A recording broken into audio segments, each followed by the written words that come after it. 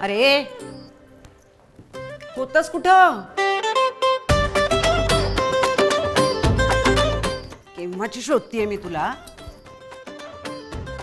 का तुला कोणी सांगितलं होतं माझं व्हिडिओ शूटिंग करायचं नाही? सांगितलं होतं का कोणी?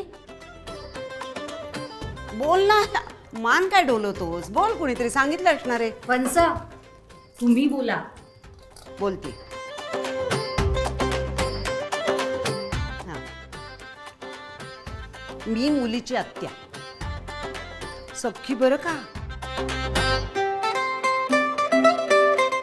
हे स्थळ जमवताना मी दादाला म्हटलं होतं, डोळे मिटून हो म्हण.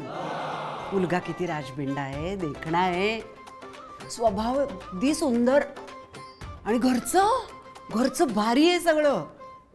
तुम्हाला सांगते, मी पुढाकार घेतला ना म्हणून सगळं जमलंय. हां, म्हणजे तशी आमची मनू सुद्धा लाखात एक आहे बरं का. सूर्यासारखी आहे पोर. तुम्हाला सांगते, मी जेव्हा सासरून माहेरी यायची ना तेव्हा आत्या आली असं मोठ्याने ओरडत अख्ख्या घराला सांगायची. आणि त्यावेळेला तिच्या पायातल्या तोड्यांचा आवाज घरभर घुमायचा. मीच घेतले होते ना.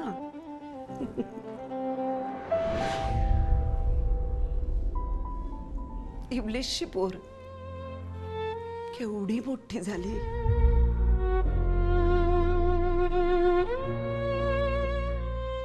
चिमण्यांसारखं अंगणात खेळायचं, बागडायचं,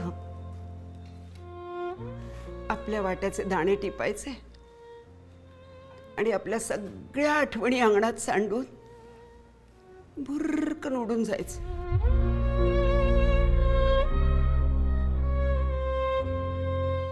असंच असतं ना मुलींचं.